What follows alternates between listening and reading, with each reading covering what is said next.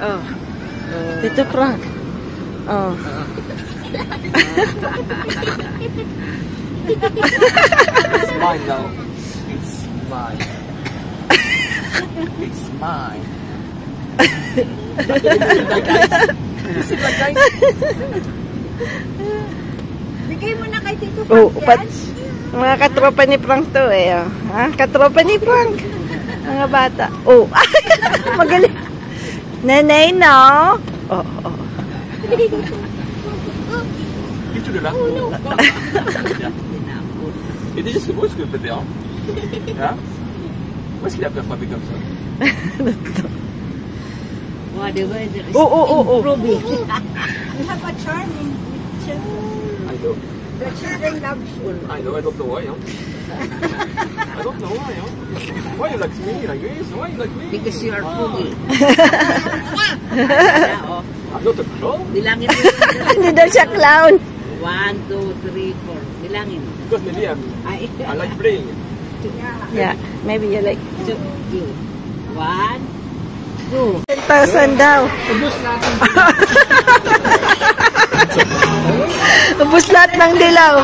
Kulang pa yan.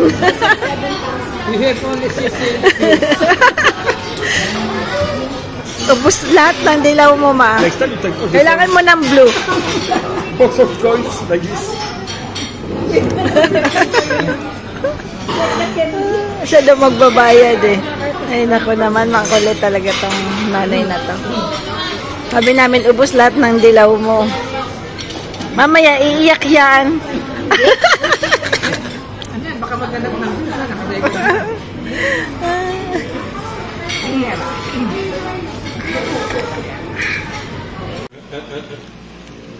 Nanay coaching na naman sinasabi niya.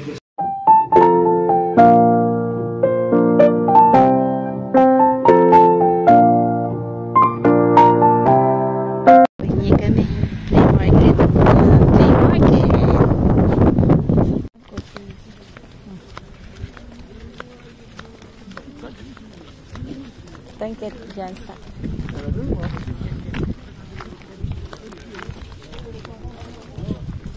Och det är bon on a plein. oh, il y a plein de pots. Non, mais après. Ça, c'est lourd.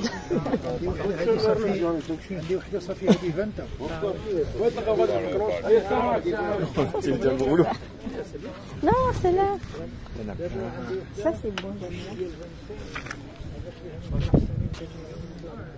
De la bouche à bois? Ouais. Non, il y en a plein, c'est vrai. Même pas. Vous m'oubliez un petit peu là.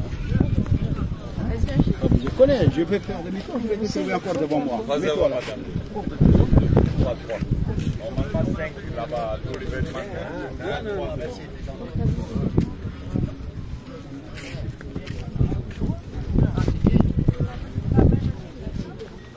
J'aime bien cette maison.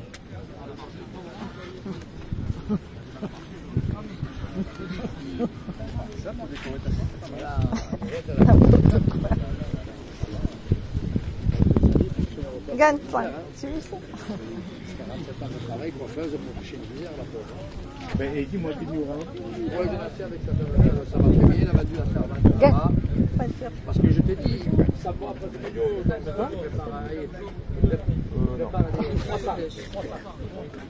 Ah, il y a Stitch, là. Un gros Stitch.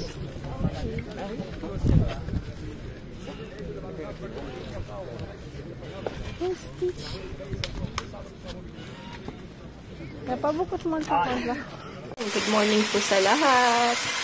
Happy cooking ulit tayo. Ayan. Ang tawag po nila dito, Rowell de Pork. Kaya lang po, ako kasi, iniwa ko po siya. Pero pinakaluan ko muna siya na po.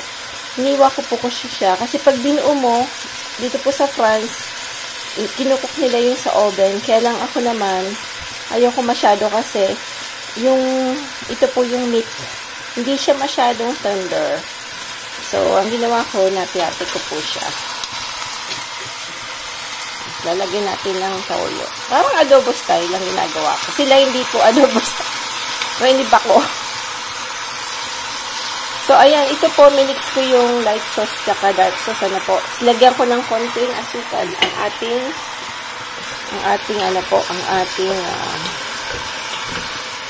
olive oil bago siya medyo i-fry na konti.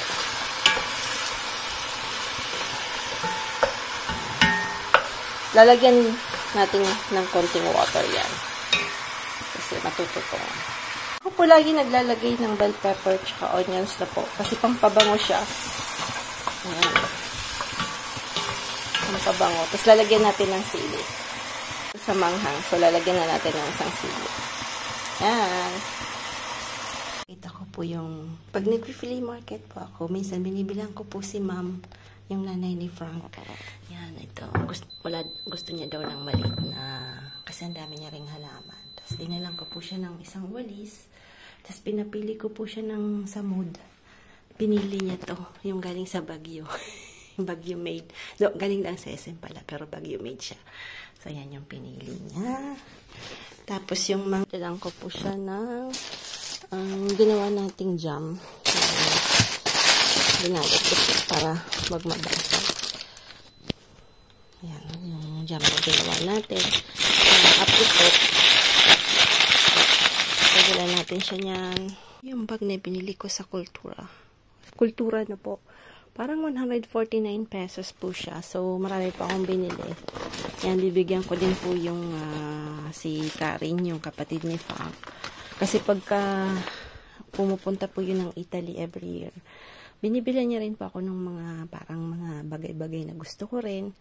So, syempre, yan, may Philippines po yan. Philippines. So, pang ano niya po. Kasi sa hospital po yun, sa maternity po siya, sa hospital ng mga bata. Sa parang maternity hospital po siya nag-work. So, yan. Bibigyan po natin siya yan.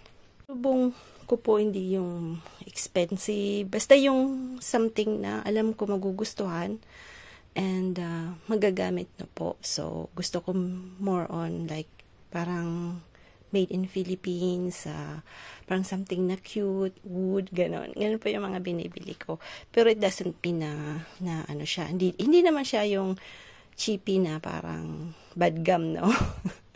So, usually buy that in Kultura kasi matibay naman po siya. Matibay siya, hindi siya yung mapupunit or something. So, alam ko naman na magagamit niya na po kasi dito naman pagka bibili ka. So, ito naman pwede mong ilagay lang sa car. Mabili siyang itabi na po kasi syempre pagka may nakalimutan kang bilhin tapos wala kang bag na po. So, bibili ka na naman ng parang plastic bag or something. Dito sa France, medyo mahal din po yung mga ganyan-ganyan. So, ito pwede nyo pong ilagay lang sa car. Nakaabang lang. In a case na meron po kayong parang bigla ang pag-grocery, ano po. Ayan. Nag-flea market kami. Ito yung nabili ko. Ayan. So, usually, yung iba binibenta ng 50, 60 euro na po. Kasi yung mga old na parang 220, yung pang king size na bed na po. So, parang crochet siya. Tapos cotton. So, nabili ko lang siyang 5 euro each. So, sabi ko, kahit pangpalit ko po pagka nagpapalit po ako ng sa sofa na gusto kasi kulay puti. So, ayan. Nakabili po tayo niyan kahapon. Nabili ko rin to kahapon. Mahilig pa ako sa maliit na saraan. Kasi pagka yung magagawa ka ng salad na rice salad, so kailangan mo yung mais na nasa can. So, kailangan mong pahinuruan yon. So, marte-arte si Manay. So, nabili ko yan 1 euro. Ito tuloy 50 cents noon. So, ano lang talaga. I mean, ang ano naman po ay swertihan yung flea market. Pagka yung tao ay gusto niya talagang maibenta lahat na po. Ayan na yung ating niluluto. Silip-silip lang tayo dyan. Then after, mahilig din tayo sa ganito, tuktukan. So, ito, nabili ko rin. So, wood po siya. Kasi ngayon marami pong tuktukan na parang, ano lang siya, yung, di na talaga, yung parang, tinagpitagpi. Pag tingnan niyo po, bibili kayo ng bago ngayon. Tinagpitagpi. Tas pag kalinagay niyo po siya sa dishwasher, nag-aaranuhan po sila. So, ito po, wood talaga siya. Makikita mong hindi siya yung noon pa ng, tas may curve siyang ganyan kasi dito mahilig kumain ng meat. Yung gaya ng magret canard or T-bone.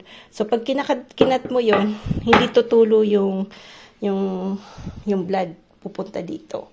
So, bihira pa ako makakita nito. So, kahapon sabi ni Frank, ang dami mo na. Totoo, ang dami naman talaga yan. Meron pa doon. Tapos dito, meron pa dito. Tapos dito, ito kasi, olive. Ayan.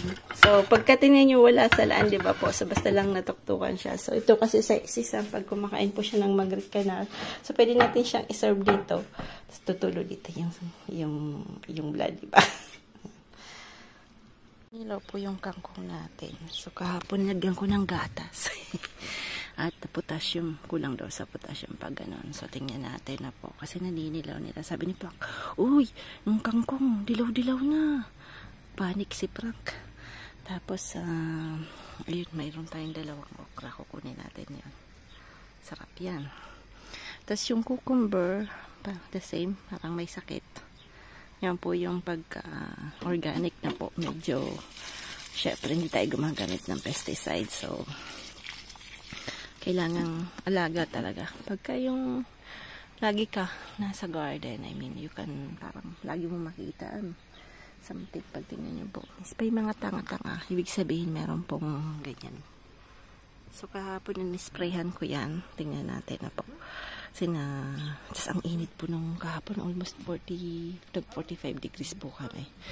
So, pag umaga medyo fresh, kaya medyo mayroong shock yung mga halaman na po kasi pagka gabi, medyo lumalamig talaga. Then after, pagka almost, ayan, painit na. Pag lunchtime until mga alas 5, sobrang init na po. Sobrang init. So, parang nasasyak yung mga halaman natin. So, anyway, ganun talaga lang, wala tayong magagawa. That's weather dito. Hindi naman natin pwedeng baguhin yung weather, no po. So, we have to parang na lang natin, magdasal na lang tayo masunog lahat, no? Sa sobrang init. So, alaga sa dilig.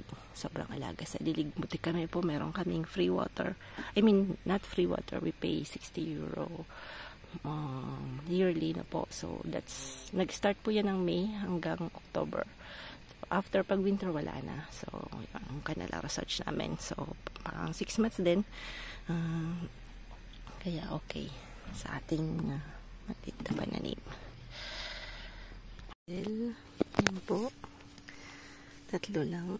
Kinain, nahulog yung isa. So, kinuha ko na. Tapos, yan, kukunin natin yung talong. Ay, yung okra. Tapos, talong doon. Tapos, si Mimi. Yan. May Mimi dito. Katago. Os! Nidiligan niya rin po yung kanyang halaman doon. Titingnan natin. Maganda na po.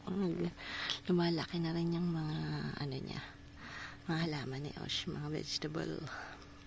Yung kauwi ko lang. Alauna na po. So, nilagyan ko po nung talbos ng ng sayote. Tapos, carrot, tsaka patatas na po. So, lagyan ko rin yung okra. So, revisited po yan, ha. Naman si Manay mahilig sa green. Yan, bon appetit po sa lahat. Ngayon, may sakit po si Wally. So, mamaya po, si Wally po yung isa naming manok. Hindi siya, parang, may problema po yung mga manok dito sa France. So, dadali namin sa veterinaryo. Kasi, kung hindi na talaga siya makakasurvive, ayaw namin makitang nagsasuffer. So, sabi ni Frank, dali namin. So, may po siyang rendezvous ng 4 o'clock. Ako lang kasama si Sam kasi si Osh naman may dentist po siya. Yan, so, ganyan talaga pag may pet ka na po, medyo napapamahal sa'yo. Tapos, ayan, mabago pala tayo dito sa kitchen. Nagpansit na mabilisan. Lalagyan po natin ng tauge. Yan. Para medyo may gulay na po. Pata. Tapos, na ribs lang po kami. Ito yung ribs. So, 11:30 po kasi yung ano ko, yung tapos ko sa work. So, sabi ko, minarinate na ni Frank pala yung ano. Isang 11 yung tapos niya. Tapos, ako naman ay 11:30. So, yan lang po, mabilisan lang po yan. Dito may nabibili na pong hipo na ganyan, pang cocktail. So, yan lang po nilagay ko. Tapos, yung natirang konting adobo. Yan lang. Lalagyan ko na lang yan ng kalamansi. Yan, pwede na yan. Diba? Madalian, pero masarap. May ginawa pala si Pang, hindi ko na hindi ko pala na-film lahat. Tinanggal niya po yan last time, lahat. Kasi di ba daming damo. Tapos bumili po siya ng bago. Pero sa tingin ko, tatagusin din niya ng damo. Yan, so maybe 2 years. Ganda damo. 2 years. 2 years, then damo. Ayan, dugyot. Yung si dugyot si Pang. C'est 20 euros le rouleau. 20 bucks din lang pala. 20 euro lang daw yung next time niya. Il faut qu'on mette du désherbant, non mais jamais. Kaya lang po may bad news kami. Namatay po si Wally kahapon. Pina-euthanasia namin kasi mayroon pong sakit ngayon dito sa France yung mga manok na po. Marami pong namamatay. So, nadali po siya. So, kahapon po hindi ko na po na-video kasi alam ko ba hindi naman tatanggapin ng YouTube yun. Pinunta po namin siya sa vet. May veterinary po dito. Last year, hindi sila nag-accept ng manok. But this year, nag-accept na po. So, pero sabi sa akin, wala na daw ng pag-asa. Sabi ko, kaysa maghirapan na po. So, grabe po yung iyak niya. Sobrang iyak.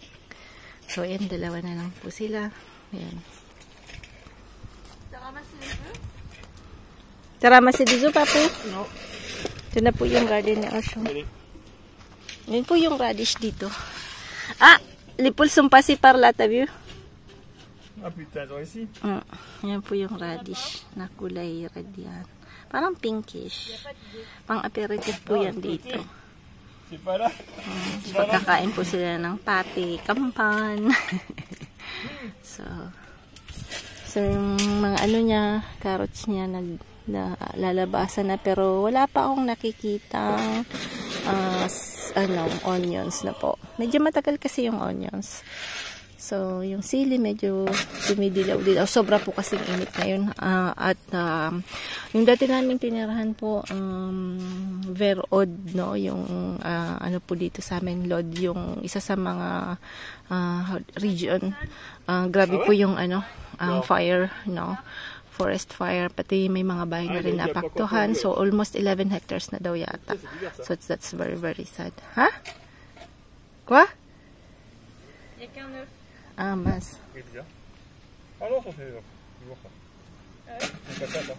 Ito yung dalawang magtatay. Na po, nagluto. Yung tira pong non-ribs, ginaba kong ganyan. Yan, naman si Manay. Mabilidad sa kusina. Yan, para mabago ba.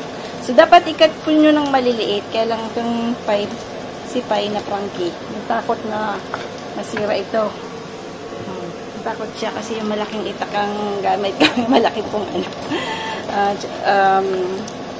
chef knife ang gamit ko na po. So, ayan. Tapos naman, ano ba ginawa ni Osh? Yan si Osh. Ano lang po yan? Tuna na nature. Yum, yum, yum. Lagyan niya po ng tomato, maliliit na sibuyas. Tapos, cucumber, no, Osh? A little mayonnaise. Mayo po. Tapos, lemon. Yan. Si Osh. Yummy, ha? Tapos, kumuha din po ako ng alokbati. Para po may gulay po tayo. Ayan, may green star. Oh, looks yummy. Parang kulang pa ng, no? Diyan mo mayo? Konting mayo, no? Diyan mo? Yes. Okay. Magandang araw po sa lahat. Medyo nasamid ako. kanina po ay nag-ayos-ayos ako at ang daming alikabok dahil syempre sa work po ni Manay, medyo pag-uwi ko pagod din. Tapos syempre magpe-prepare ng meals and everything. So, tapos minsan mas inaano ko pong outside, no? Kasi syempre pag nasa work po, laging nasa inside, no? So, mas gusto ko pong sa labas. Anyway, papakita ko lang po pala yung ito po binili ko yung card na ang card mo sa French. Basta yung frame, binili ko po siya ng 50 cents lang nung nag-flea market kami na po. So, dalawa yan. So, parang 4 yata o 5 binigay sa akin na 2 euro. So, binili ko po yun kasi sabi ko nga baka magamit ko after. So, nung pinalitan namin yung frame ng picture ni Sam, nung baby pa siya, nung bata pa po siya, tsaka ni Osh, ayan po si Osh, nung kawig ni Chichi. Nung ano pa po, nung nasa Argilas po kami nito. So, yung picture na yan, kinuha sa San Cipria. So, ayan. So, ang maganda sa flea market kasi minsan makakahanap ka ng mura, tapos marireuse nyo po, no? Kasi pag bibili ka po ng frame ngayon sa mga store, mahal din. May tomato sauce lang po. Ha? Look nagpasta. Gagawa ka na ng tomato sauce na ganyan. Tapos, yung partner niya.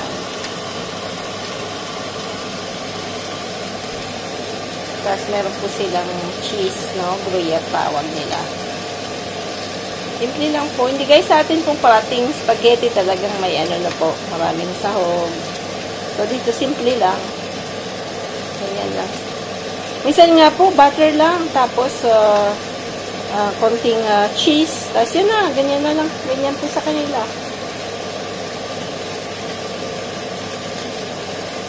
Parang kanin sa atin, yung pasta nila parang kanin na walang sahog, ano po. Yan, lagyan natin ito para lalagyan nyo po ng ganyan para hindi bumuswa. Nag-overflow. Bumuswa. Pagdikulan mo manayting. Talagang mga nararamdaman pa ay yung mga sa baul baga. Yung mga nasa pa. Baulan ba tawag sa baul?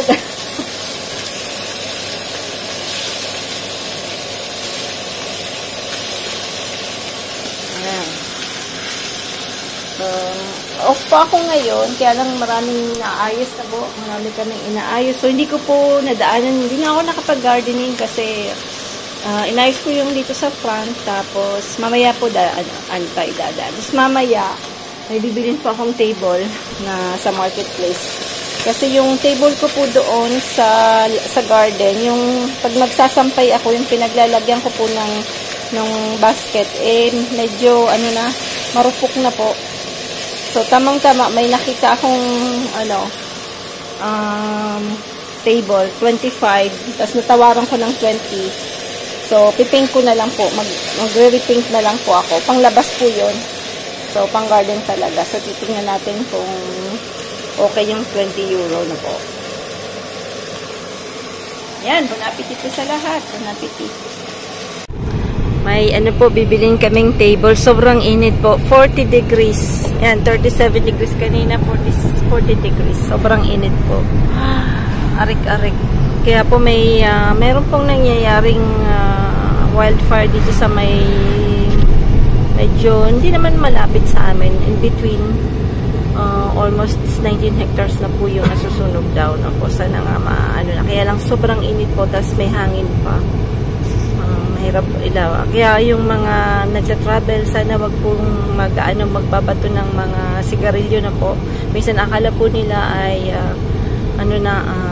patay na yung sigarilyo, but the thing is very very dry po yung mga nasa highway. Kaya minsan ang bilis-bilis po ng fire. Yun po yung cause ng fire po. Marami po kasi mga tourists na syempre papunta ng south. So, every year po yan. Every year po kami nagkakaroon ng problem within the fire along highway because of that. Ayan. Ayan. Dadaan po yung pinag-workan namin ni Sam. At kami ay mag-depose ng may bumili kasi kay Frank. So, pupunta kami dito. Dito po kami nagtatrabaho ni Sam every morning and me sometimes at night. Naggawa po ng golf si Osh tsaka si Sam. Ang garapo ni Sam, oh. Ay, magpa-free. Buwang talo. Wow. Yan. Bili na po kayo. Bili-bili na po. Is this the result? It's like crispy. And you put some, ano ba lalagay dyan? Sugar? Or Nutella? Fruit chicken? Yan.